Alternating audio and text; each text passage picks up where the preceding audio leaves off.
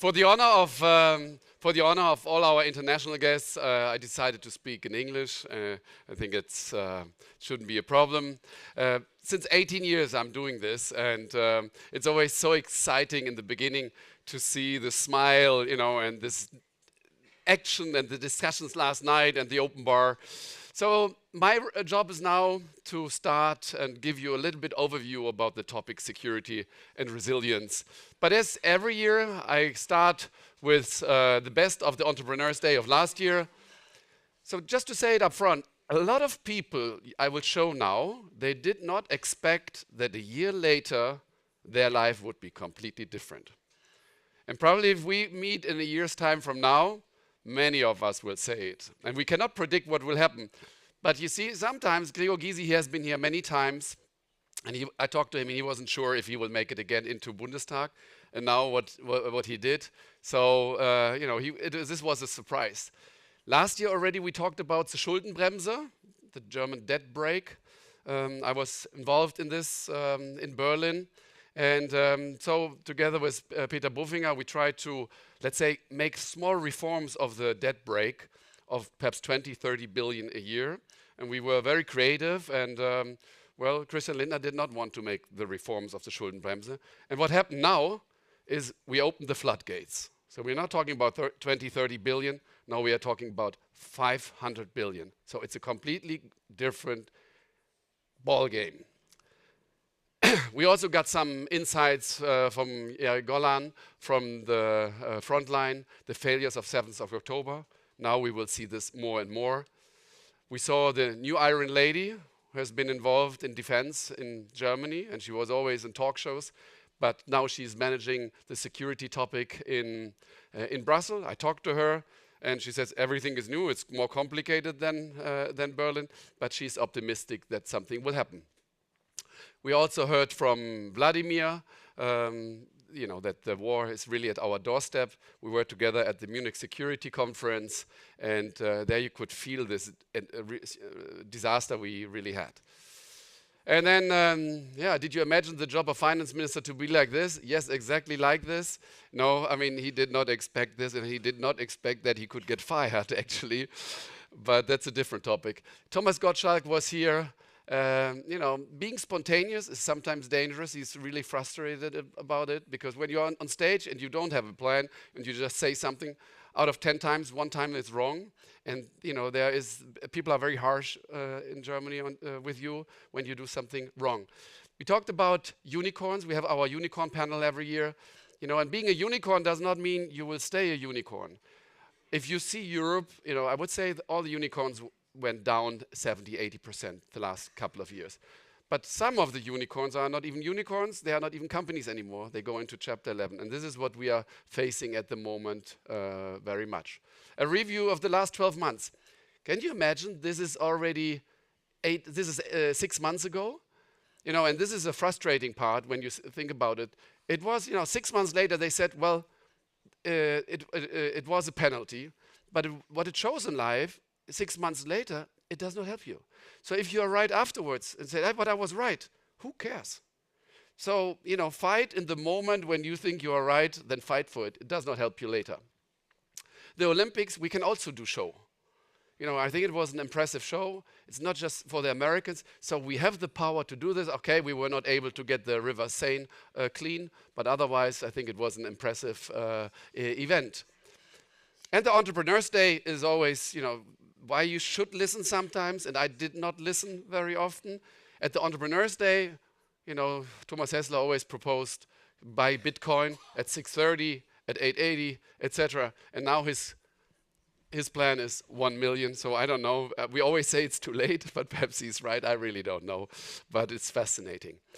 Then, the wildfires and the climate change does not make a difference between the rich and the poor. I mean, 16,000 houses got destroyed. This is really a shock. And I learned yesterday, lots and lots of Bitcoins also got burned. Because people had to flee their house and they could not find their Bitcoins in time. And then the deadliest mission ever of the Mossad, lots of creativity. You know, I mean, 3,000 injured, dozens of dead. But of course, it was clever. But it was, of course, also a very horrible and nasty thing that happened there. The Gaza conflict now for the last 18 months, the suffering continues. And it's a very complicated situation. But I think for the first time in 50, 60, 70 years, we really have a chance there to find peace and to find a solution for the entire situation. It looks horrible at the moment, but I'm kind of optimistic that we will find a solution. And then, of course, the war in Ukraine continues. We need 1 million drones and not 2,000 tanks. What you see at the moment, we continue to buy tanks, but that's a different story. Putin's increasing influence over Eastern Europe. So it's not just Moldavia and Georgia, but it's also Hungary. So he's using all tools in order to increase his influence. And then the trouble with the traffic light coalition, the Ampelkoalition, Mr. Lindner, you are fired. They started very well off. And when they started, was on the phone after when they signed the coalition agreement. I was on the phone with him and I said, "Oh, congratulations! You can really see that FDP is really in the coalition contract." And then he said, "Well, yes, but we will find out a few years later if this was a good agreement or not." And at the end, it was not a good agreement. And I think all of us are happy now that this coalition is over. But, it's also, Friedrich Merz has been here a few times. It's not easy for him. Is he too flexible? Like with the Brandmauer and the firewall against the AfD. This is something probably we will hear more about the next 2 days. And then, for the first time in history, we really have external influence on our elections. I was in the room when I heard there's no rooms for firewall from J.D. Vance. And Elon Musk is, of course, heavily involved. By the way, this flag is really by accident. It was not done there by purpose when I see it now, right? And yeah, the path to power leads through Unternehmertag. So Friedrich Merz has been here, now Söder has been here, he will be probably the next chancellor. So yeah, it's not easy. I don't know if real change will be possible with this kind of coalition. And what we saw now, how elegant politicians just can change their mind. They can promise a lot, but so if I'm elected, I become vegetarian, I promise. We heard a lot of promises, but actually this was before the elections.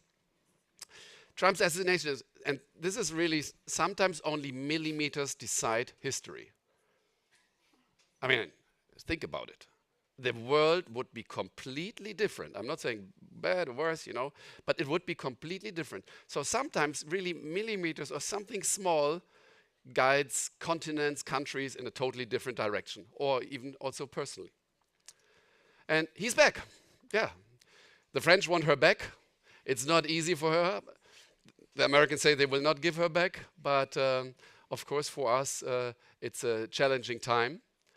Trump's inauguration was something very, very special. All the billionaires, all the super successful people attended the conference, even people who were very skeptical for Trump.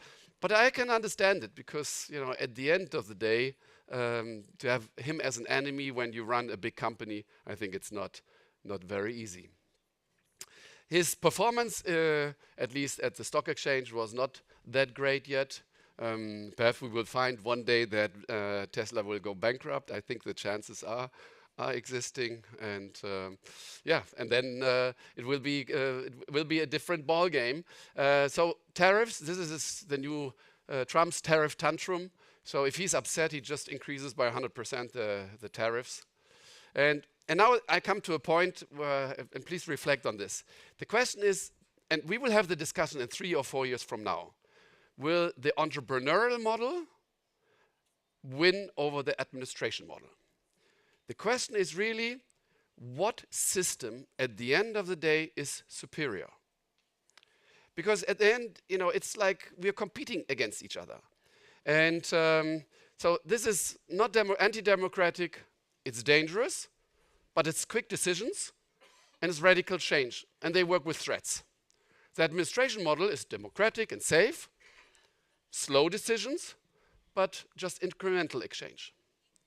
So, and now I show something which is perhaps unusual, and it's not a fair slide, but I have to do it. So this is the still existing German cabinet. And this is the American cabinet. And now it's the question, who will make better decisions? Here you have ideologists. Most of them have not been elected. Here you have deal makers. And here you have bureaucrats. Here you have people who take risks. Here the people are risk avoiders. But the most shocking one is, here you have millionaires and there you have no millionaires. For me personally, I believe that here you will get the better decisions, but I prefer this system. You know, I like democracy. I don't want to be in a situation like what we have seen now the last couple of months. So yes, this system, and we will have this discussion. Who are our European deal makers? I have been in politics, and for 90% of the people, when they go into politics, in the German parliament, it was an increase in salary. I just think we have to have a balance. We need entrepreneurs. We should pay them really well. You know, we should give them all 500,000 or 1 million, because it doesn't matter, but we need good decisions. And we have to change, and we have to come up with smart decisions. So what I believe in Berlin, what we have, if you want to play Champions League, and Germany is still the 3rd largest economy in the world, and we want to play Champions League, we cannot have a coach who's in the 5th or 6th division. And the same with the players. So we have to do it like Bayern Munich. We have to get the best people. Otherwise, we will, if you feed banana, you get monkeys. And this is something we see now, and it's kind of embarrassing for Europe in general, is if you're not at the table, you are on the menu. So this is the situation at the moment. You know, I mean, Europe, we have 580 million people, but nobody cares about us. And Trump will take what he wants, you know, and we are just watching. And last night, the dinner we had, you know, I could feel that there is so much anger now in the room that Europe is really not involved.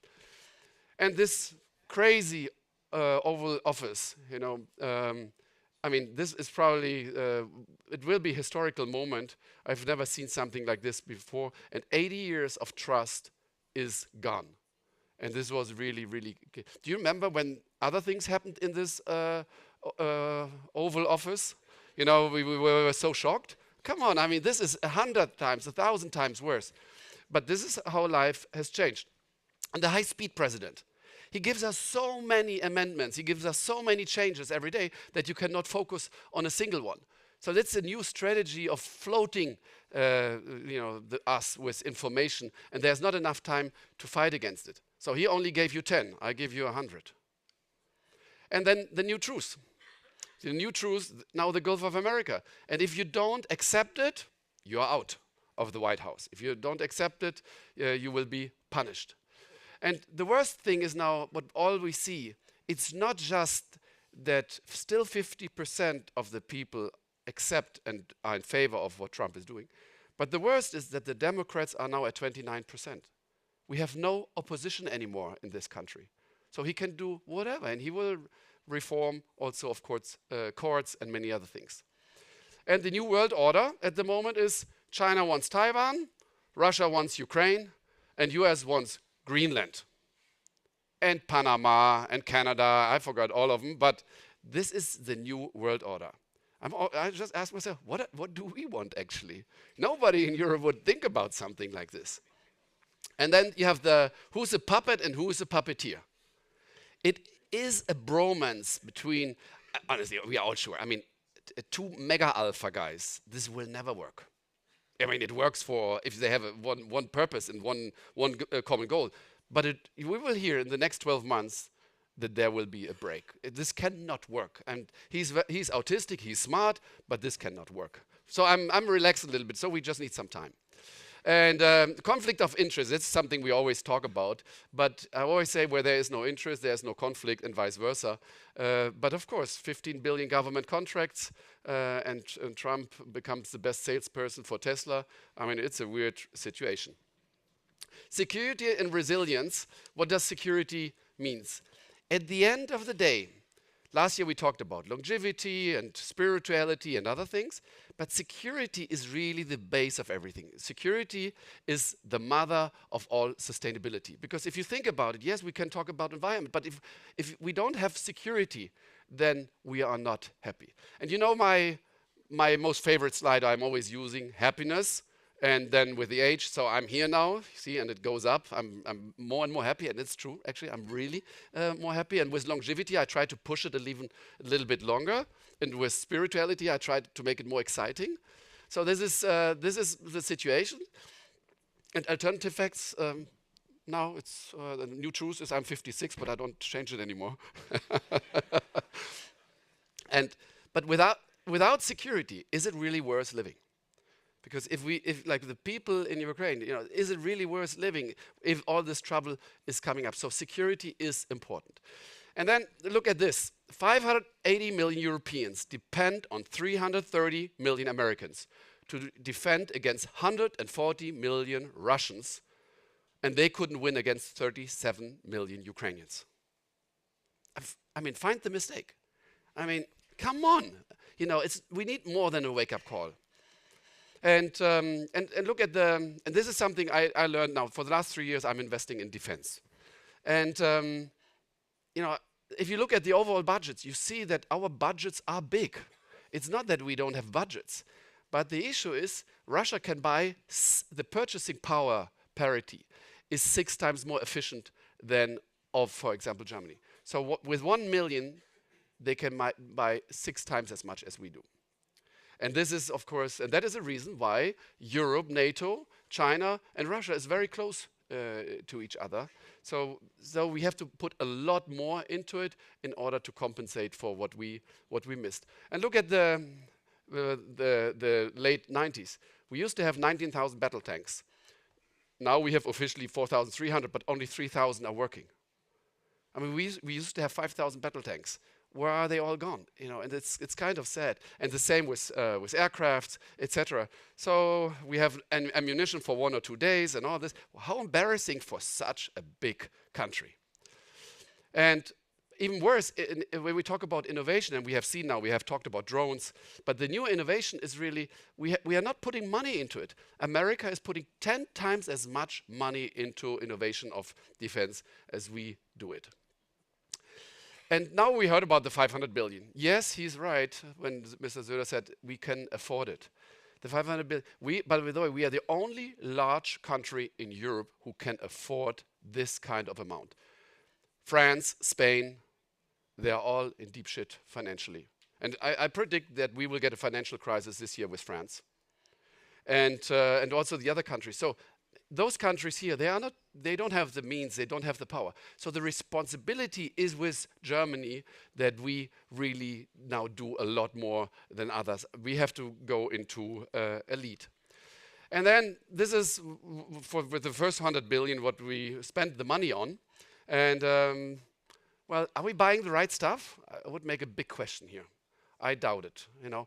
But even worse, we're not buying even the right stuff. We are also buy it from the right people, not from the right people. This is an F-35 kill switch. So if Trump does not like that we have the F-35 used, stop. So we are completely in his hands. And I think this should not happen. Why aren't we investing more in drones? Look, one tank is 10 million, a drone is 1,000. So it's 10,000 times more efficient. So he was right when he says we need an army of drones. But honestly, I can tell you, as you know, I'm the investor, and I founded the largest drone company for the Ukraine. We are the #1 deliverer, and no support from German government. We tried everything. I went to all the ministries, no support. No support from Bundeswehr, no support from anybody. And just to open a bank account, just get it, I don't want to say the exact name, but the #1 fund of Europe,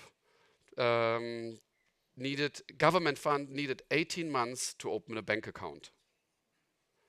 And still today, we don't have a bank account. With the help of the ministries of finance, with the CEOs of all the big banks, we were not capable of opening up an account, a bank account. But you know, if we cannot even a bank account, then we have an issue. But so we have to change a mindset. When you talked 3 or 4 years ago here about military, people looked at it, well, really, it's ESG, it's green, you know. And we have to invest a lot more, and we have to invest more into technology. But this is sometimes how I feel. As we are acting fast enough, we always make committees and say, well, make a decision in 1 or 2 years. No, we have to act now. There is the opportunity now, and there is also the threat now. And I just want to tell you a little bit, what does it mean? So we spent in NATO, Europe, we spent more than 300 billion on defense. 2% would be 390 billion. 5% is 974 billion of GDP. So if this is what Trump is asking for. So this is, even with the 500 billion we have now, but also the other countries, this is not enough. So this is really something we have to keep in mind. So he made it possible that all the trust is gone.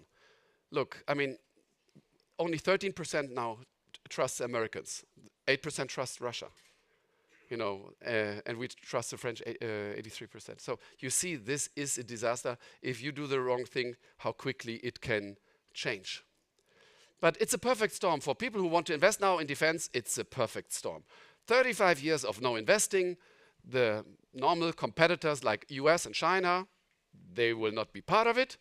And there's new military technology. And it will last for 10 or 20 years. This is the most exciting market possible. So I'm starting a fund with a team of very, very experienced veteran people, like former people of MI6, Mossad, generals, and so on, in order to really build a fund for cybersecurity, for defense, for dual-use equipment. At the moment, if you talk to any authority, it's only dual-use, but the dual-use is 90% should be non-military and 10% perhaps military. I think we still have a tremendous problem here. Resilience, what does it mean? And reacting quickly on changes. So if there is a new technology, let's say AI, we have to start to react quicker. If there is a crisis, we have to start to react quicker. If there's a catastrophe or new discoveries. So we just have to become more agile in order to recover. And the old model of Germany and Europe, the cheap gas from Russia, the defense from the US, and we export all this stuff to China, this is over. And this is tough for us because it comes all at once, but we just have to learn it. And we have been living above our means. That means, we relied on the car industry, but this car industry won't carry us forever. This is over, and we made Volkswagen climate neutral only in 3 years. It's kind of sad, so trust me, this will become a symbol of the decline of Europe. And Trump, that's the good and the bad. He's not focusing on us. He's focusing on China. So who's the big winner? Is it really our Prime Minister Xi? We don't know. But this is now a little bit like the world order, and we are not even part of it. And this new globalization, so everything, with tariffs. He likes this word tariff. Tariff is a beautiful word, but this slows down our economy. And it's weakening globalization, but I hope that he will and his advisors will realize it soon. There's also good news. I mean, a few years ago we had top politicians from England, and some of them were still in favor of the Brexit. Now the good news is nobody wants to leave Europe anymore, because what a disaster for England at the end of the day. So I think even Hungary, they don't like us, but they will not leave Europe. But we have, first of all this, what we are having now is a collective failure. It's not just the politicians. First of all, the managers and entrepreneurs failed, because we are responsible for growth and for jobs. But look at, if you spend 39% on agriculture in Europe, well, why didn't we spend this money on AI? I mean, I have nothing against farmers, but the GDP for farmers is just so slow. And this is the problem. If we are spending our money completely wrong, then this is the situation. And here is not much better. We are really financing the past. And there's no venture capital, no nothing. And look at the venture capital if you compare US versus Europe. US is spending $56 per person. We are spending $7 per person on venture capital. And I mean, keep telling this for 20 years now, but nobody is listening. And also politicians, they couldn't care less about startups. Trust me. I mean, I have talked to all of them. They don't care. If you see who's traveling with a chancellor, it's Siemens, it's Deutsche Bank, it's Thyssen, it's whatever. You never see a startup entrepreneur. So it's really, really frustrating. And if there's a startup entrepreneur, and I've been part of it, then there's a scandal. And this is actually almost a summary of the disaster. So the companies which are younger than 50 years, with a market cap more than 10 billion. This is America, and this is Europe. So our crisis is going on for 50 years. It's not going 20 years. So it's a collective failure. The problem is that we always sugar-coated the things. Like when you talk to a CEO of an old-fashioned big companies, he doesn't like startups. He doesn't like innovation. He just wants to have his job for another 4 years. So that is a disaster, and people don't understand it. One single US company is worth more than all German stock-listed companies combined. And we have 8 of them now. Every single one is worth more than all stock-listed plus the Luxembourg companies together. And this is the innovation we have in the US and the innovation in Europe. Every single time I'm upset about it. Every single time, and I think about it. But at least everything is good documented. That is also, I mean, that's the number one industry we have at the moment. And you know, we have a problem in mindset. Occupation of murderers in German TV series Tatort. Why is it always us? You know, I don't see any politician. So, in a nutshell, we have the dynamic as a sand dune. You know, we need fundamental changes. We have to make faster decisions. And most important, we have to be willing to take risks. When you invest in startups, 70–80% of the stuff doesn't work. There are so many people here in the room that, well, I lost money with you because of the startup. I said, what? So 80% of my investments go south. But that's normal. But some work. The one with the drone. Okay, our biggest challenges, I don't want to go into it in detail, but the summary is, it's a lot.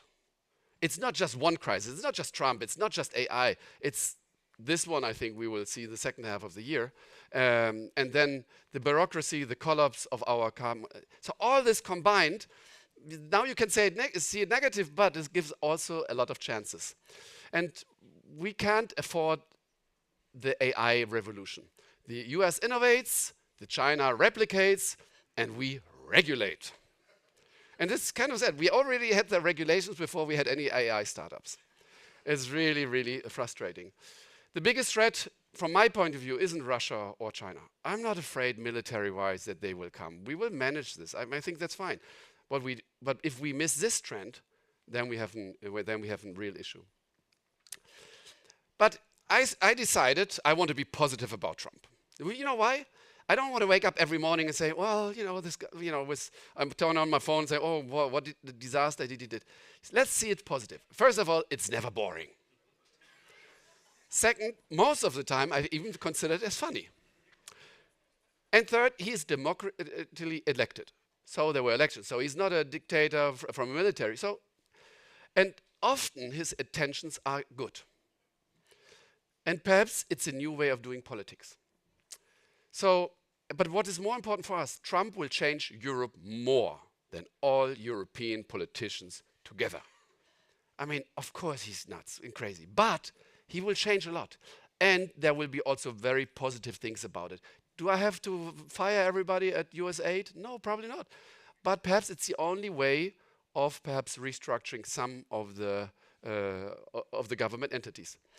And it's also something, perhaps we are just as Germans or Europeans too negative. So if you ask the people personally, oh, I do fine. But if you ask them in general, the situation is bad. So I think we are in general too pessimistic. And still today, I mean, when you talk to anybody in Germany now, you feel like, oh, we are totally bankrupt. No, we are not. We are still the third largest economy in the world. So there's still a lot of potential. So we are bigger than all those countries combined. But this leads to a lot of responsibility. We have to take our responsibility, and this is what's missing. And if you compare AI now to the internet, then we are in the year 97. So plenty of opportunities are in front of us, and we should not miss too much of it. We have world-leading universities, we have manufacturing capabilities, and we have ambitious entrepreneurs. So we have all the ingredients. We just have to get our stuff together, and we have to have a Ruck durch das Land. We have to get started. And I think Merz, yes, he's perhaps not the most charismatic, but I think he will do an okay job. And there's still plenty of opportunities. Artificial intelligence, virtual reality, robotics, biotech, quantum computing, and defense tech. So there are plenty of opportunities. So let's grab it. And the conclusion, yes, the situation is dramatic, but Europe is more united than ever. We have survived a lot worse in Europe than this situation. We are not the only one who is facing those kind of issues. And the greatest wealth for us entrepreneurs was always produced in a crisis. So we are still in a very privileged situation. A donkey that goes into a palace does not become a king. The palace becomes a stable. I like this phrase very, very much. I don't want to say now who this could be, but I like this one, and then I come to an end because that's my favorite one. So,